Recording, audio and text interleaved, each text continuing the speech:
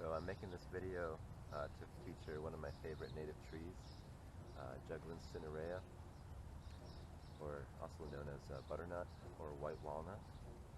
This year we have a lot of seedlings available in the nursery. So all of the seedlings here are grown from seeds that I've collected just from around my area, from healthy trees in my region. They were collected in the fall of 2020, and then stratified them and then planted them the following spring in 2021. We have a variety of different sizes available. Some are in like the 6 to 12 inch range, and some are as tall as 4 feet tall. On average, most are between 18 inches and 36 inches tall. So butternut is one of the two species of walnut tree that is native to my state, the other being black walnut. So both walnut species, in my opinion, make really great tasting nuts.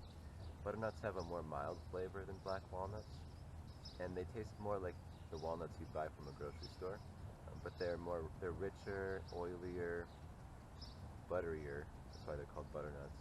And occasionally they'll also have flavor notes of like chocolate, vanilla, banana, coffee. So in order to utilize butternuts for food, you need to remove and clean the hulls from the nuts, and then allow those nuts to dry and cure for a few weeks. Once they've sufficiently dried, you'll need like a hammer or a heavy-duty nut cracker to crack the shells of the nuts and then remove the kernel inside. The nut inside is a really interesting shape. It's like a shape of a wishbone, or like two paddles connected with like a bridge in between. The timber is a light-colored hardwood, which can have a golden sheen when it's polished.